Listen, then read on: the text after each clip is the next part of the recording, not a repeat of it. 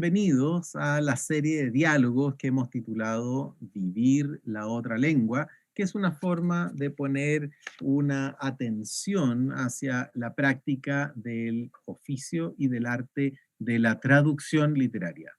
Dentro de estos eventos hemos tenido instancias que llamamos la mesa del traductor o la mesa de la traductora también, que es una manera de acompañar en el papel y en el lenguaje al traductor mientras está haciendo su trabajo.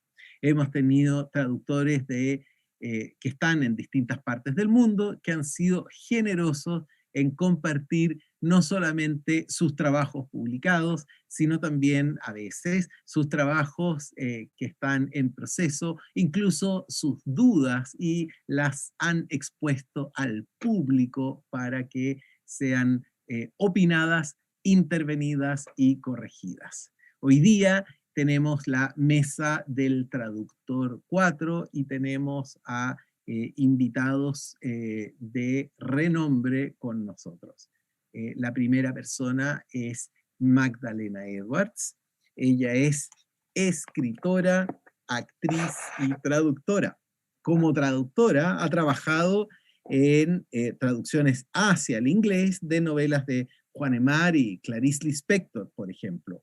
Ha actuado en A Short Story, Houses Without Walls, Rey y Atenea, entre otras obras y también películas. Es cofundadora junto a Sohani Holland de Contact y We Welcome You Here, de Convene del año 2020. Participó en la performance The Body Speaks on Clarice Lispector's The Chandelier en la Universidad de Oxford en noviembre 2017. Y Magdalena está acá con nosotros y al parecer justamente nos va a hablar en atención a Lispector. Bienvenida, Magdalena. Muchas gracias, Rodrigo. Clarice Lispector y la traducción como constelación. Mis experiencias como traductora siempre han sido bastante íntimas e intensas. Sin duda, mi experiencia como traductora de Clarice Lispector ha sido así. Clarice es una escritora muy intensa y ella también fue traductora.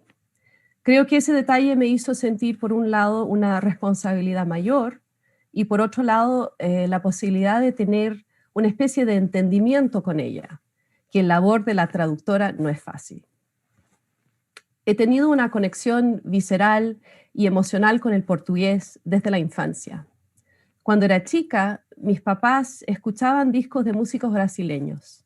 João Gilberto, Tom Jobim, Vinícius de Moraes, Toquinho, Miúcha, Caetano Veloso, Carlinhos Brown, María Bethânia. Y estos sonidos formaban parte del tejido de nuestra casa. A medida que fui creciendo y comencé a trazar la trama familiar, me di cuenta de que mis padres habían pasado su luna de miel en Río de Janeiro en el año 76, un año antes de la muerte de Clarice.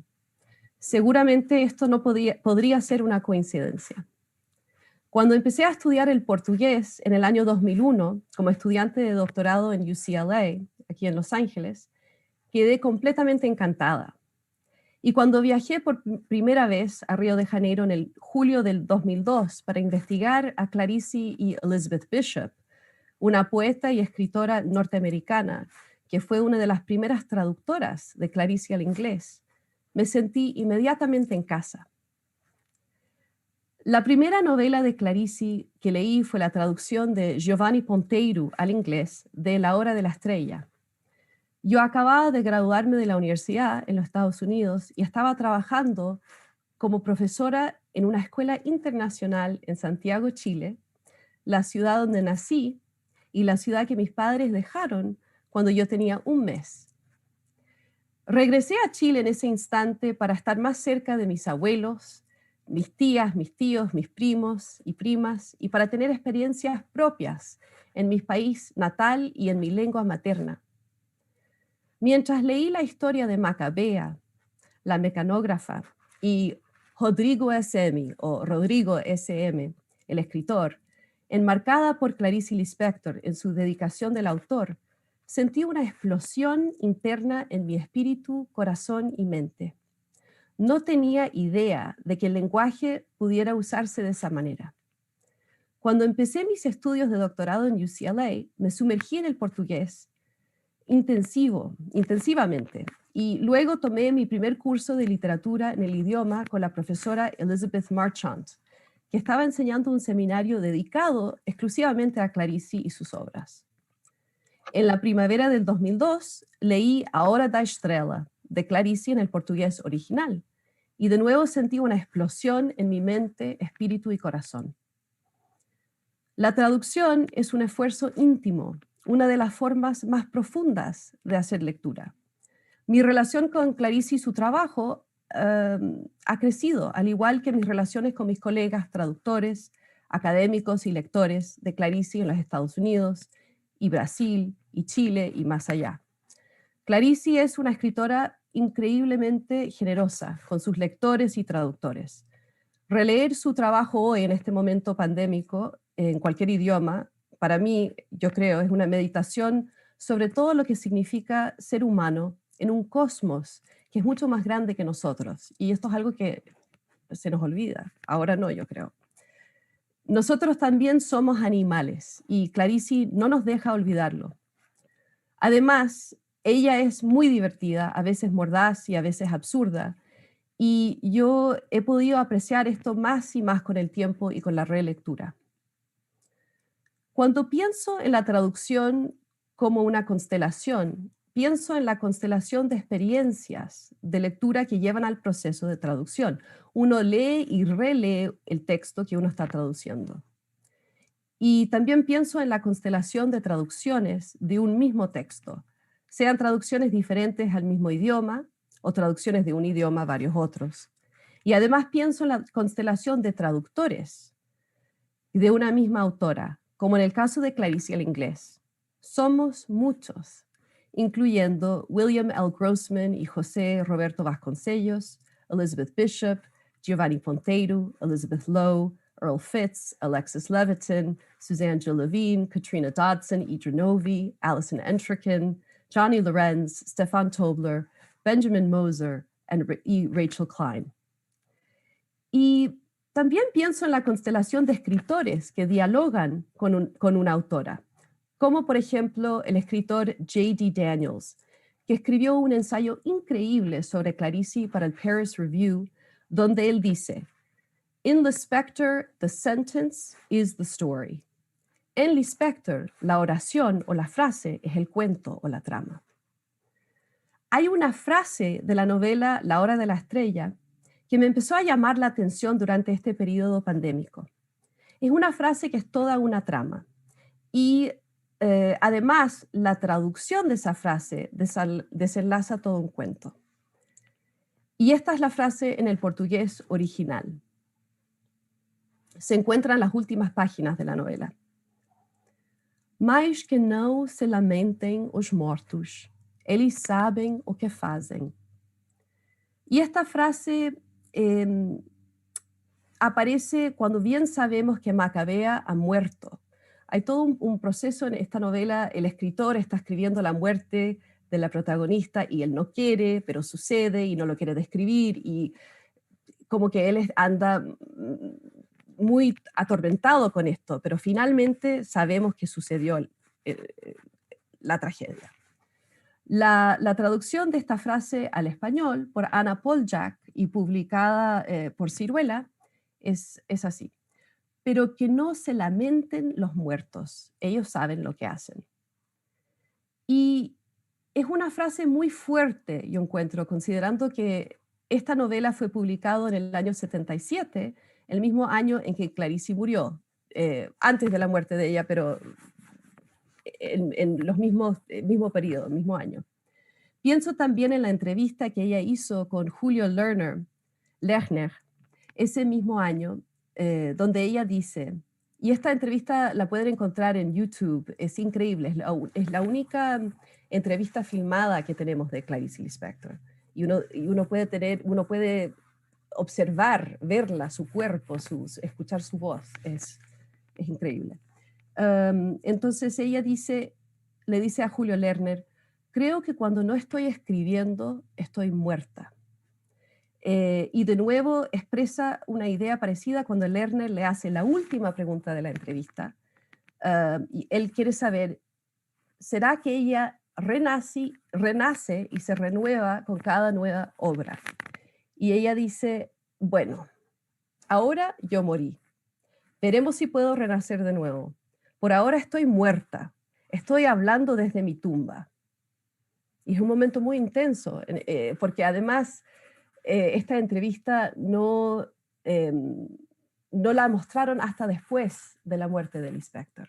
Entonces es un momento performático muy, muy, muy intenso, muy interesante y bueno, tengo un ensayo que va a salir sobre eso luego y es un tema que me fascina. En el fondo, para Lispector, para Clarice, escribir es vida y no escribir es muerte. Y quiero hacer una conexión entre este momento en la entrevista y esta frase que me empezó a obsesionar.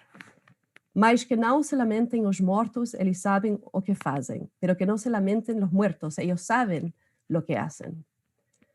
Y de cierta manera, pensando en la entrevista que ella hace con Lerner, lo que ella dice sobre escribir, y si ella no está escribiendo está muerta, ¿será que podemos también traducir, entre comillas, esta frase en el contexto de la entrevista que ella dio, de la siguiente manera? Pero que no se lamenten los que no escriben, ellos saben lo que hacen. Y es muy, muy interesante el contexto de la Hora de la Estrella también, porque tenemos al escritor, que está muy atormentado, y a la macabea, mecanógrafa, que tiene una vida trágica y simple, y yo creo que podemos comentar más sobre eso también. Yo llegué a obsesionarme con esta frase cuando escuché una presentación audiovisual en mayo de este año, hecho por Johanna Hedva. Y esta presentación de Hedva se llama A Decade of Sleeping, o Una década de dormir. Increíble lo que Hedva comenta y explica ahí. Hedva, comienza la presentación con esta frase como epígrafe. Pero como Hedva da su presentación en inglés, la frase lo dice en inglés y usa una de las dos traducciones publicadas de la novela que tenemos. Hedva usa la traducción de Benjamin Moser, que es lo siguiente. But do not mourn the dead. They know what they are doing. But do not mourn the dead. They know what they are doing. Y también existe la traducción de Giovanni Ponteiro. But don't grieve for the dead. They know what they're doing. But don't grieve for the dead. They know what they're doing. Entonces, Moser traduce lamenten del verbo lamentar como mourn. Y Ponteiro lo traduce como grieve. Y de repente yo tuve un pensamiento inesperado. Me pregunté, ¿pero por qué no usaron otro verbo en inglés? To lament. But do not lament the dead. They know what they're doing. Este verbo lament está relacionado con la palabra francesa lamenter y latín, ¿no? Lamentari o lamenta, que significa llanto o lamento, y que tiene una conexión con la sección de la Biblia, Lamentaciones, y con las mujeres que lamentan, y con el muro de los lamentos. Y además, esta palabra es uno de los 13 títulos de la novela La Hora de la Estrella. Es una novela tan interesante porque Lispector está entrando en esta idea de constelación, de la multiplicidad. Entonces, la novela se llama La Hora de la Estrella, pero también tenemos 13 títulos. Y uno de esos es Lamento de un Blue, o Lamento de un Blue. Y además, en portugués, la palabra atropelamento contiene la palabra lamento. Un atropelamento en español sería un atropello. Y eso es la causa de la muerte de Macabea. Em, entonces, esta meditación sobre la frase, más que não se lamentem os mortos, eles sabem o que fazem, y la constelación de opciones en inglés, el mourn de Moser, el grieve de Ponteiro y el lament que yo propongo, es para mí un ejemplo de cómo funciona mi cabeza como traductora. Ya no puedo leer textos del Clarici o sobre Clarici sin meterme en estos detalles que para mí son fundamentales. Y como dice J.D. Daniels, in Lispector the sentence is the story. En Lispector la oración o la frase es el cuento o la trama. Además, Clarici tenía una conexión especial con el inglés. Por lo tanto, siento que la trama de esta frase sobre lamentar los muertos, traducida al inglés, tiene bastante importancia. Clarice estaba consciente de cómo el azar determinó su relación con el portugués, el idioma en el cual ella escribió sus obras. Ella era hija de inmigrantes judíos ucranianos, ella misma, una inmigrante que llegó a Brasil cuando era bebé, cuando era niña, con su familia. Y ella escribió sobre el portugués y el inglés en una de sus crónicas y dice algo que para mí es súper interesante. Ella dice, lo que nunca se aclarará es mi destino. Si mi familia hubiera optado por los Estados Unidos, ¿me habría convertido en escritora? En inglés, naturalmente, si lo hubiera sido. Probablemente me habría casado con un estadounidense y tendría hijos estadounidenses. Y mi vida sería completamente diferente. ¿Sobre qué escribiría? ¿Qué me encantaría? ¿A qué partido pertenecería? ¿Qué tipo de amigos tendría? Es un misterio. Y estas preguntas son imposibles de responder realmente, pero las encuentro tan provocativas como una meditación sobre la traducción.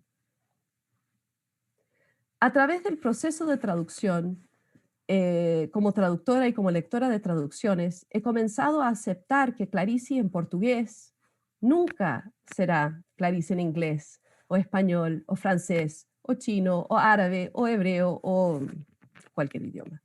La traducción requiere que yo acepte tanto la pérdida como la diferencia. La pérdida de no poder jamás experimentar completamente el Lispector en todos los idiomas que no conozco. Aparte de sentir los sonidos de esos idiomas si alguien me lee una frase en voz alta. Y la pérdida de no poder leer la mayoría de la escritura del mundo en su idioma original. Pero con cada traducción surge un camino nuevo y diferente hacia el espíritu del texto original. Y esto es muy potente y muy emocionante, yo encuentro. Durante estos tiempos de coronavirus, pienso mucho en lo que Clarice podría decirme, ya que tenemos esta relación que para mí es tan íntima, ¿no? La considero una amiga casi, ¿no? ¿Cómo podría ella responder a mis frustraciones en términos de intentar darle un equilibrio a mi vida diario entre mi trabajo o trabajos como escritora, traductora y actriz, mi labor de madre de mis 3 hijos de 10, 12 y 8 años, y mi papel de mujer, ya que tengo un marido que es médico y que se enfermó con el coronavirus en marzo de este año. Lo pasó muy mal durante el mes que estaba enfermo en casa, agónico realmente, y últimamente él ha mostrado signos de agotamiento, como todas las personas que trabajan en medicina y salud pública en todo el mundo. Entonces, ¿qué diría Clarice sobre todo esto? ¿Y qué diría respecto a las pérdidas que se han acumulado en este golpe de un año para todos nosotros? Más recientemente para mí, la muerte de un gran amigo, por ejemplo, que murió hace poco con 47 años. ¿Y qué diría Clarice sobre las madres en los Estados Unidos, en Chile, en Brasil, en todos los lugares en todo el mundo, que están renunciando a sus trabajos y cerrando sus negocios porque no pueden hacer todo y no tienen el apoyo que necesitan? Pensando en todo esto, recuerdo que Clarice aceptó todo tipo de trabajos adicionales como escritora. Escribía columnas, hacía ghostwriting y también traducción para ganar dinero extra porque tuvo 2 hijos que crió sola cuando dejó su marido diplomático y se mudó a Río en el año 59. Siempre, siempre, siempre ella siguió escribiendo. Y recuerdo entonces lo que dice en su entrevista con Lerner, que para ella no escribir es estar muerta. Su segunda novela, La araña o Lustri, que se ha traducido al inglés como The Chandelier, es una novela de gran interioridad. Es un Bildungsroman, una novela sobre el crecimiento con una protagonista femenina llamada Virginia.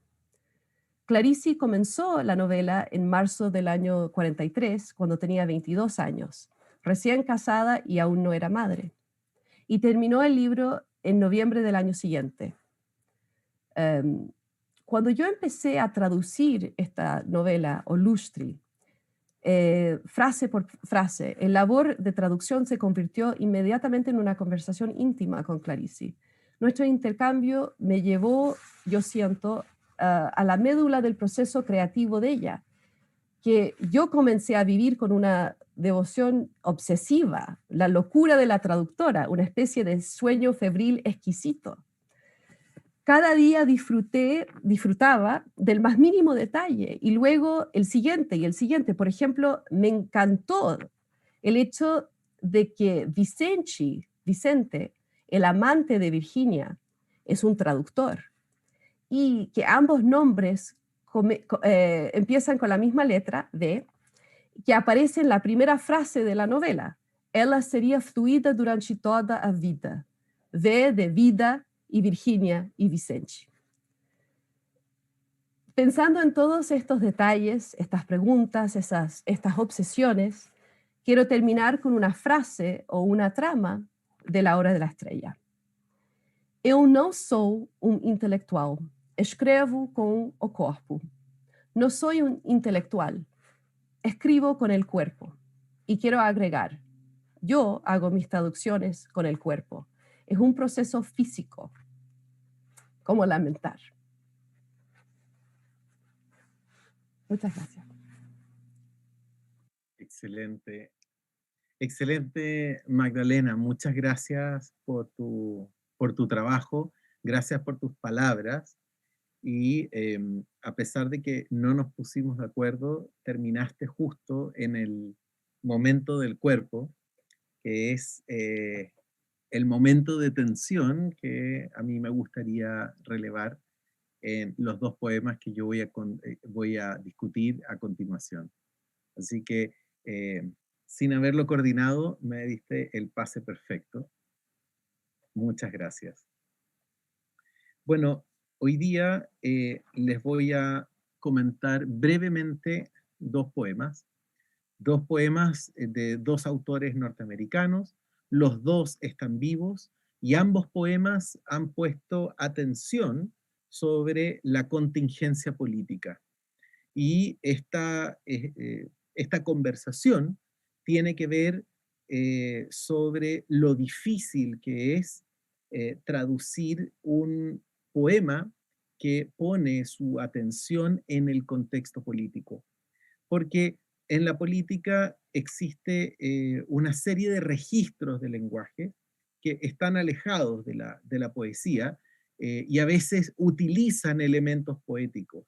Pero por lo general, un poeta de oficio, cuando decide escribir sobre la contingencia, tiene mucho cuidado de no caer en las trampas del lenguaje que es fácil y solamente emotivo. Y resulta que traducir esa distancia, traducir esa sensibilidad, sin tener la posibilidad de compartir con gran detalle el contexto, es algo muy difícil para el traductor. Entonces, de alguna manera, hoy día voy a compartir 2 momentos también de frustración para el traductor. Y permítanme compartir ahora una pantalla. La primera poeta que vamos a ver y el primer poema que vamos a ver es de Elizabeth Alexander. Vamos, A ver, aquí está. Perfecto.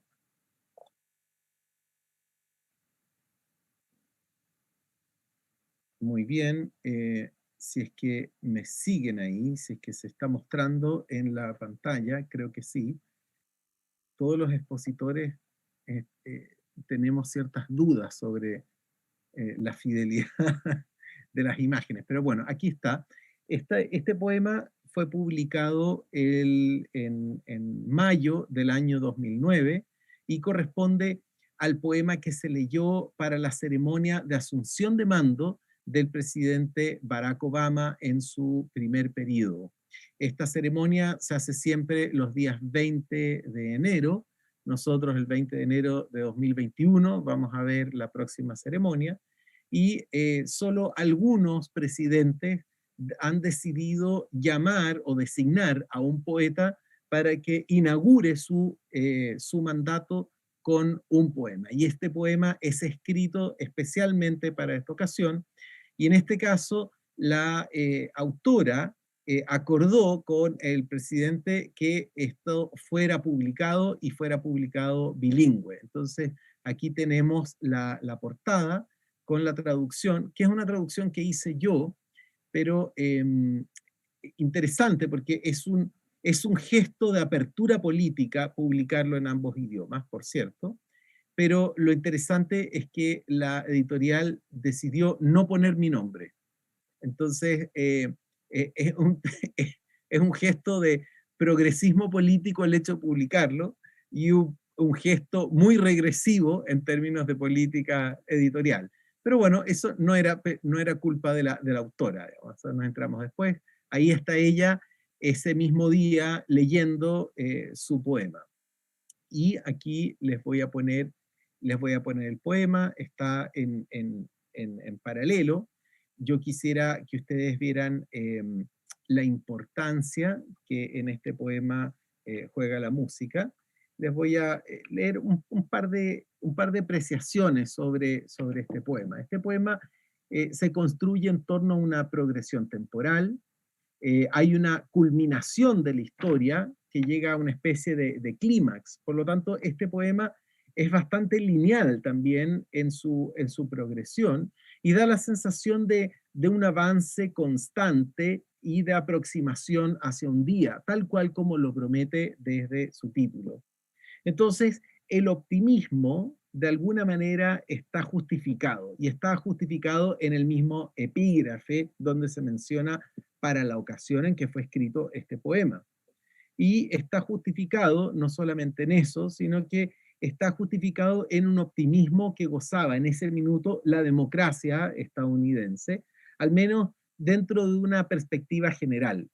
Y no solamente está justificado el optimismo, sino que es más bien una actitud política esperable, es una actitud política también exigible, porque es necesaria para construir una sociedad más inclusiva, que era parte de la promesa que hace digamos, el candidato recién electo, y por lo tanto el poema también tenía que reflejar eso.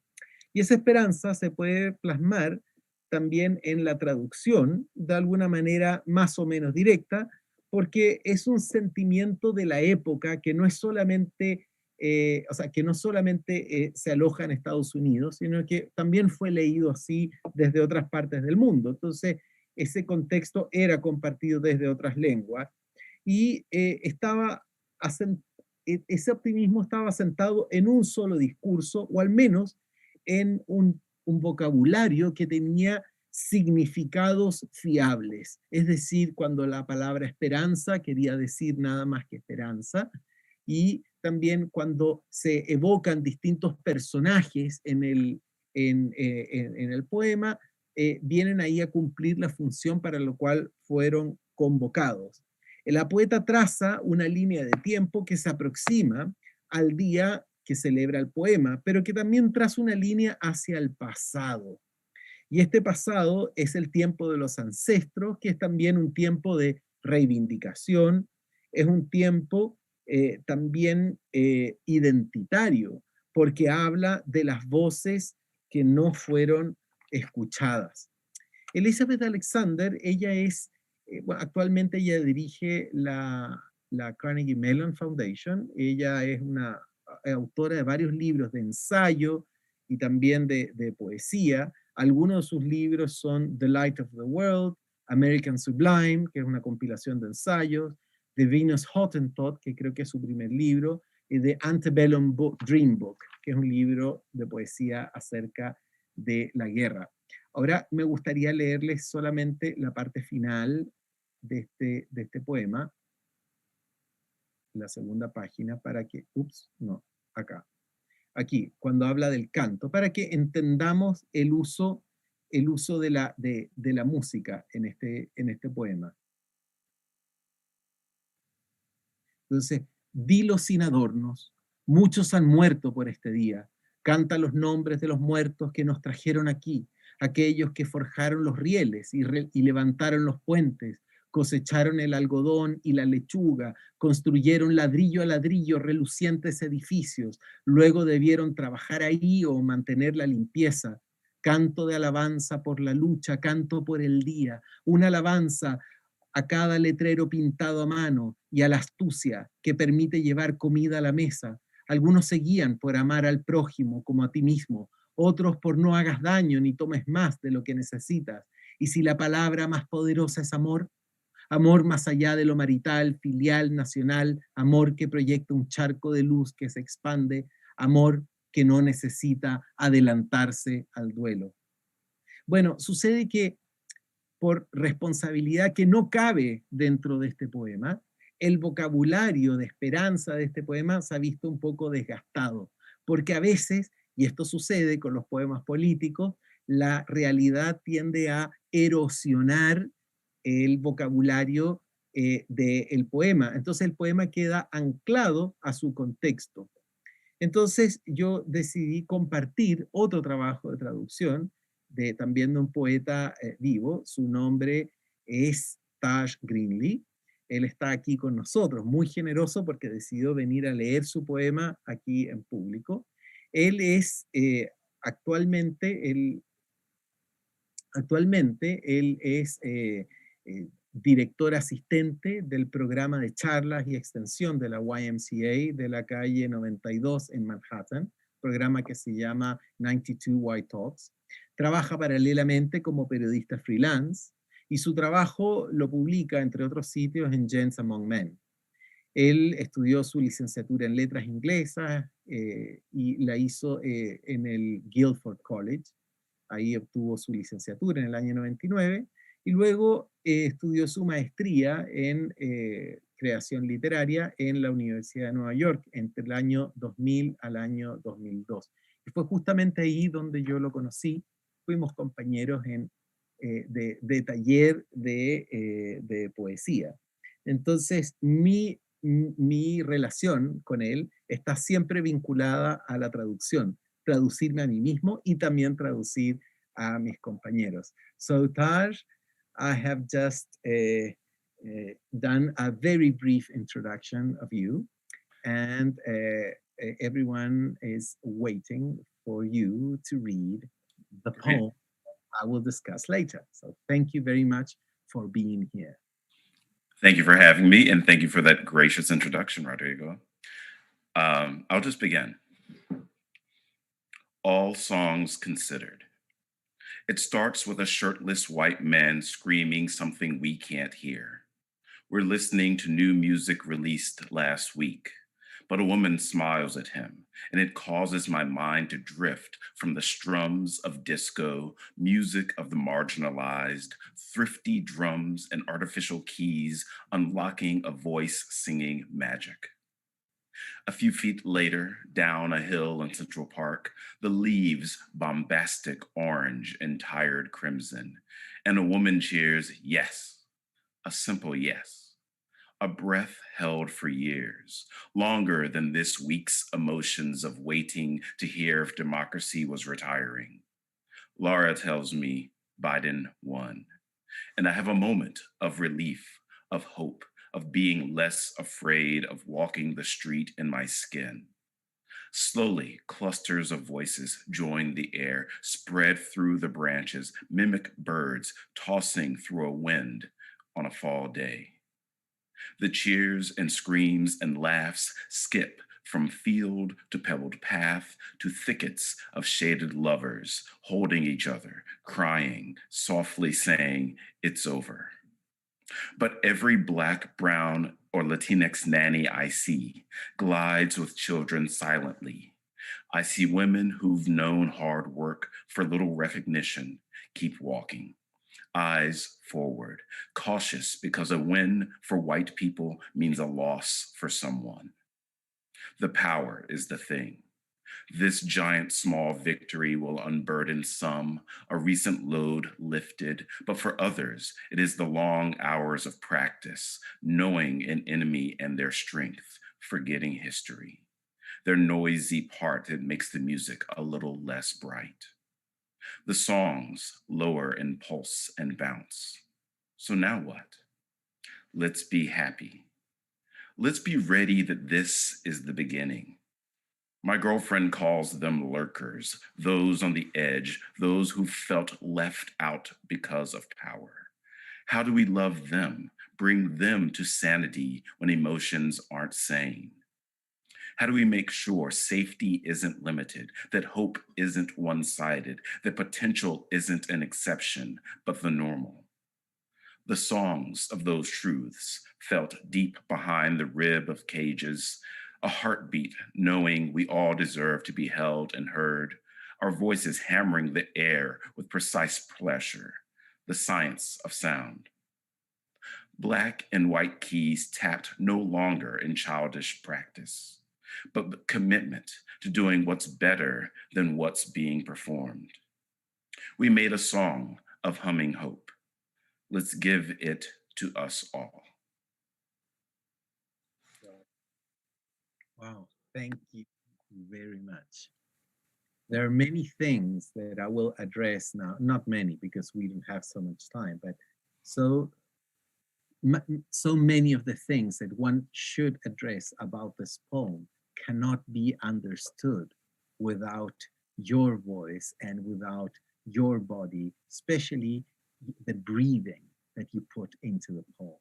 I'm not saying that the poem is weak or anything, but your performance and the body that you put into your readings is essential. So that's why you're here. So thank you very much. Thank you, sir. Lo que yo le estaba explicando a Taj, que ahora voy a tratar de tocar algunos puntos sobre su poema. Voy a proyectar sobre la pantalla el texto en castellano y en inglés para que ustedes vayan, pueden ir revisando, pueden ir leyendo, pero hay tantas cosas de las cuales uno debiera hablar en este poema que serían muy difíciles de abordar si uno no tuviese la experiencia de escuchar la lectura de Taj, escuchar cómo su cuerpo participa de esto. Estamos en una pantalla, no se ve todo, pero podemos entenderlo por la respiración, el cuidado que él tiene con la respiración en sus poemas. Estoy muy feliz de contar con su presencia aquí. So now I will share the poem so that people can follow my discussion. Muy bien, entonces en este poema también hay un tiempo, y también hay un tiempo, pero en este caso es un tiempo que está suspendido. Recordemos que ambos poemas celebran un día. El poema All Songs Considered está hablando del minuto exacto en que el hablante se entera que ganó Biden. Entonces, de nuevo, es un poema sobre una victoria electoral presidencial. De nuevo, es un poema centrado en la contingencia. Digamos que es el mismo ejercicio poético, pero entre un poema y otro, el mundo ha cambiado. Ahora el tiempo está suspendido. La posibilidad de escuchar al otro también está suspendido. El poema se abre sordo al grito y está refugiado también en la música. El sentimiento de la época ya no es el optimismo, sino la sospecha. Sospecha del otro, por la política de la división, sospecha del mismo lenguaje, gracias a las noticias falsas, las teorías conspirativas, etc. El hablante está dividido. Por un lado, se encuentra aislado del mundo, camina con su pareja, protegido del mundo hostil, sumido en la música, pero la música del entorno irrumpe en su intimidad. Es la misma música del poema de Alexander, pero en el poema de Alexander son los ancestros los que cantan, las cucharas que golpean los tambores de petróleo. Aquí es un mundo donde prima la sospecha. Ese optimismo es como actitud es sospechosa. Aquello que llenó de esperanza al poema anterior y que parecía irreversible, resultó para el tiempo de este nuevo poema ser algo frágil y también fugaz.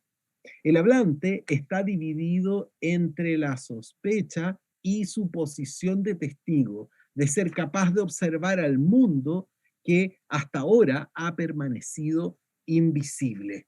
Ahora voy a dar la lectura al poema antes de terminar con mis observaciones. Esto comienza con un tipo sin camisa que grita algo que no se entiende bien. Escuchamos música, temas que acaban de salir la semana pasada. Una mujer le sonríe y me distraigo de los rasgueos, disco, música de marginados, percusión corta, sonido artificial de llaves que abren una voz que canta Magic.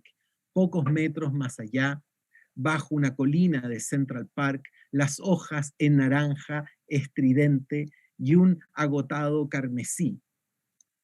Y una mujer grita, yes, un sí muy simple, un respiro que por años retuvimos antes de esta semana intensa que esperamos saber si finalmente la democracia se había jubilado. Entonces Laura me dice, ganó Biden, y siento por un momento alivio, esperanza, menos miedo de caminar por la calle en mi piel.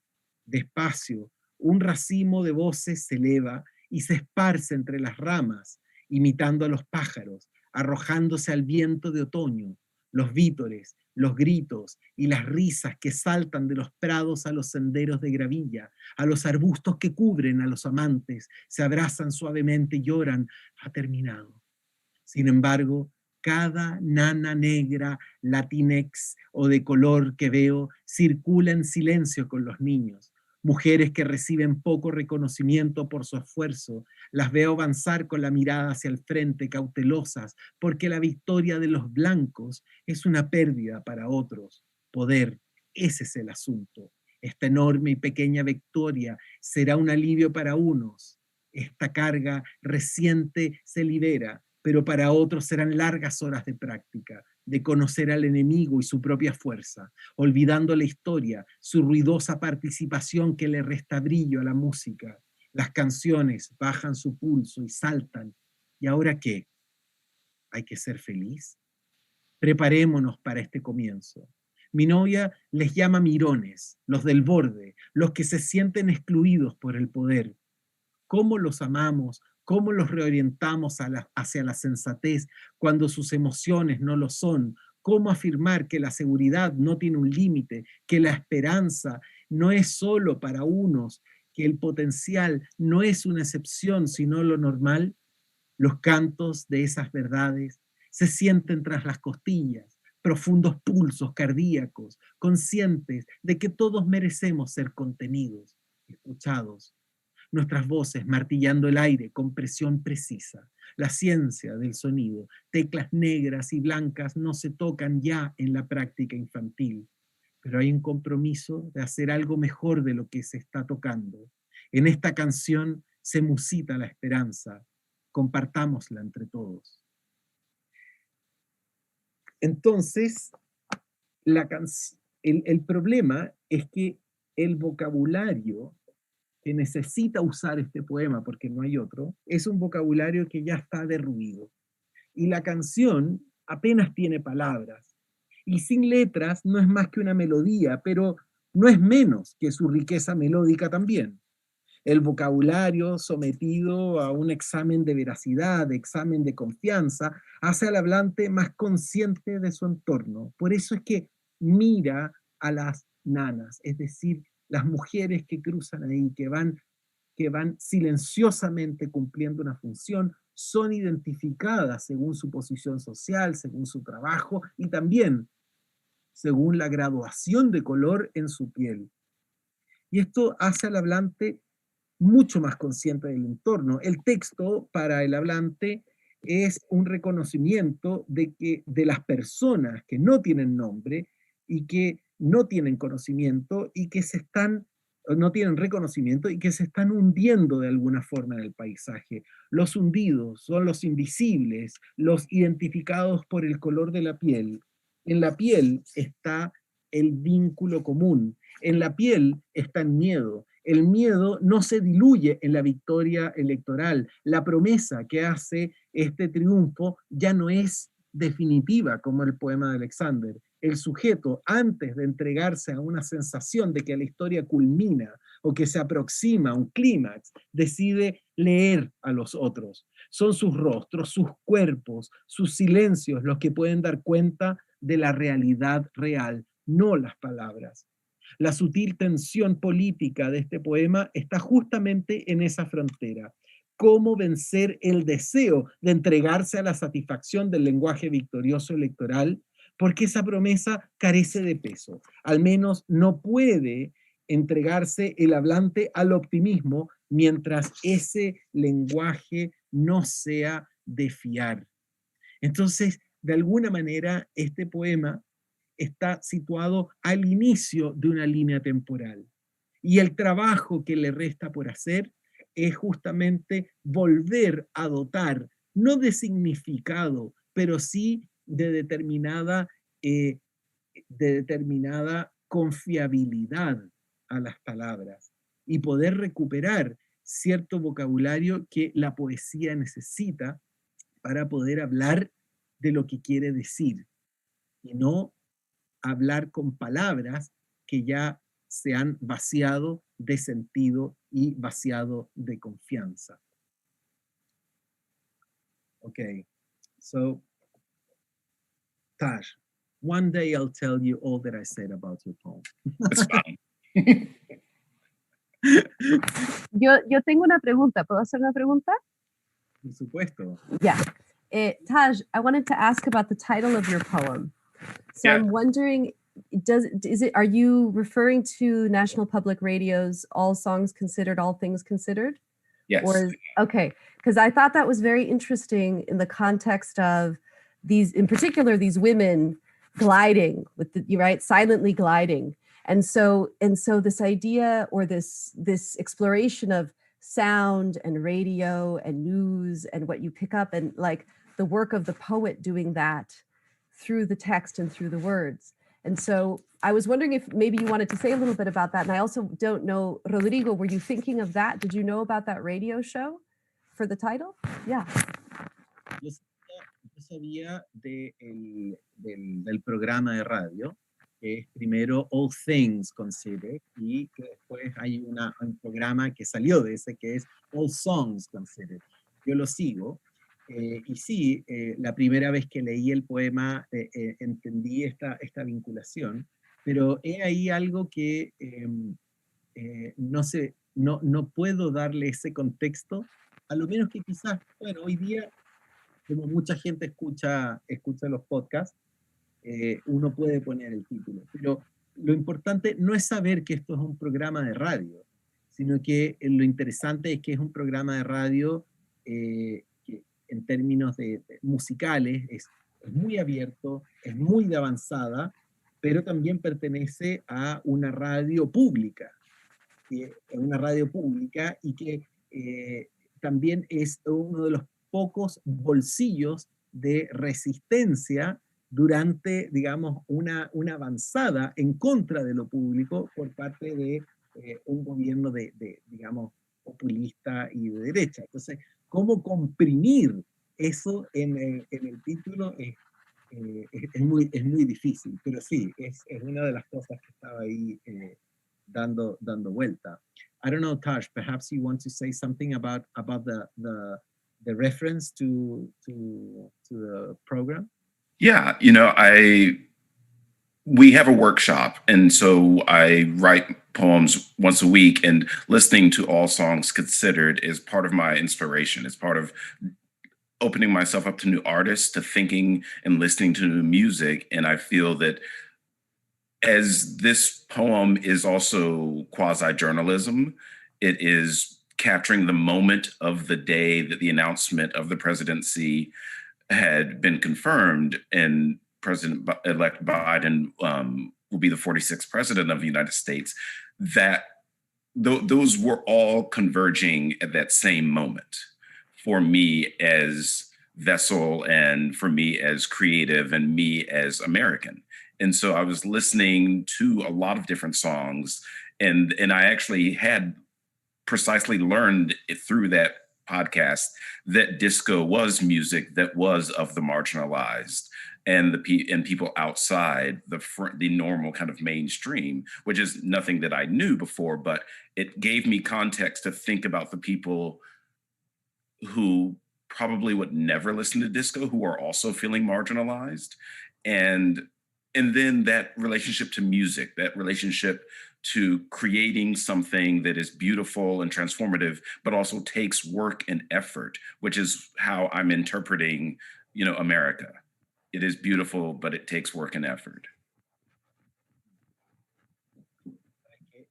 Una de las cosas que estaba yo pensando mientras hablaba Tash es justamente en este taller de escritura que estamos juntos al día de hoy. O sea, es un taller que comenzó en pandemia, donde nos juntamos poetas que están en distintas partes del mundo y compartimos un poema nuevo cada semana.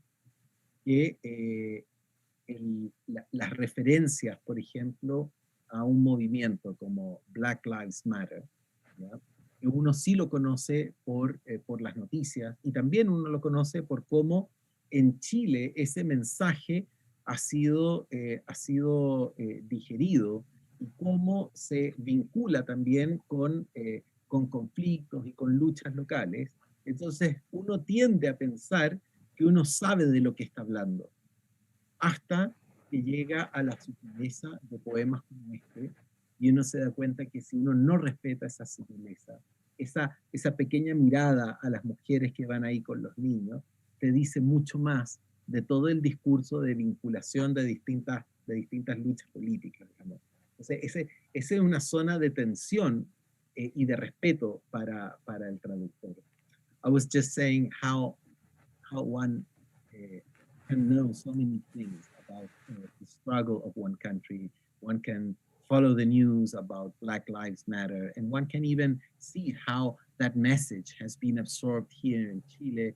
And there are so many struggles that are linked also to that struggle there in America, which are not the same, but still they are in conversation. And there is a temptation to say that one really understands what is happening until one reads a poem such as yours, in which with such subtlety the speaker looks at these women of different colors, and then one understands that one doesn't have the key to understand, to fully understand that subtlety.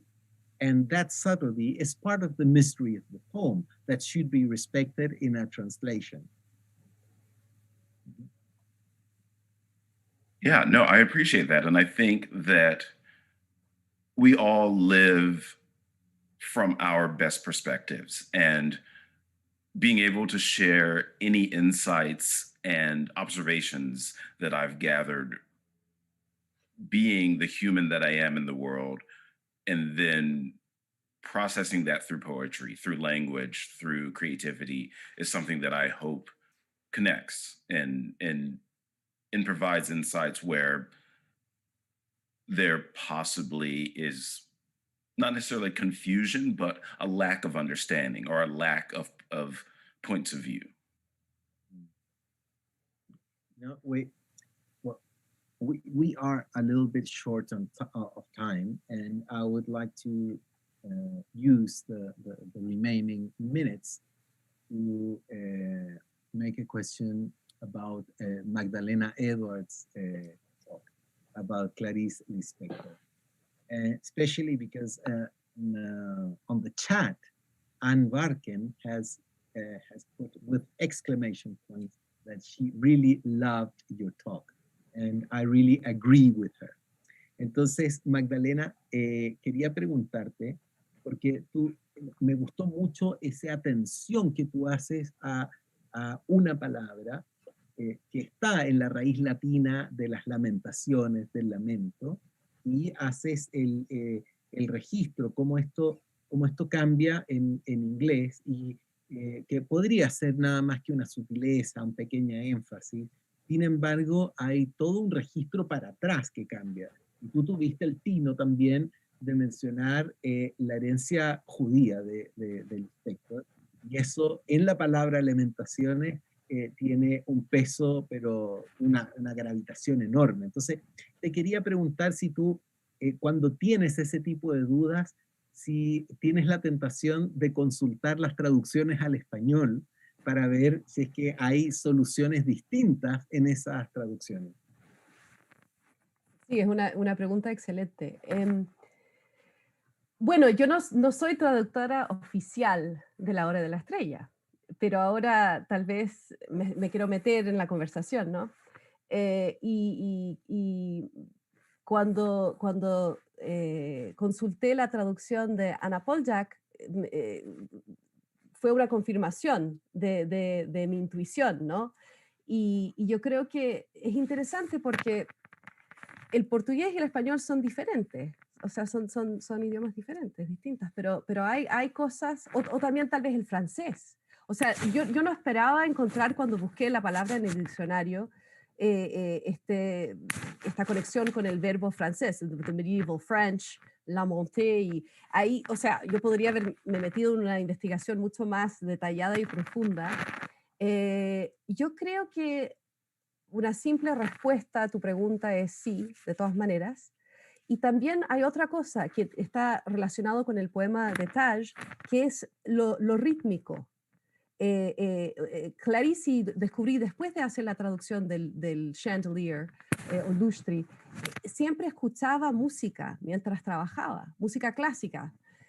Y esto lo descubrí en una entrevista que releí que ella hizo con Elizabeth Lowe. Y me sentí muy contenta porque cuando empecé a traducir esta novela tan complicada, ¿no? Con estas frases largas como laberínticas, yo sentía que era muy importante, obviamente el sentido textual es crítico, pero el ritmo, la sensación sónica de las frases, una cosa media hipnótica, ¿no? ¿Cómo llevar eso del portugués al inglés? Y ahí es un tema también que tiene que ver con silencio y pausas, que también existe esta idea o esta realidad de silencio en el poema de Taj, ¿no? Estas mujeres silenciosas, pero que están ahí y que este silencio también marca tiempo y marca el sonido. Entonces, es un tema muy interesante. Perfecto.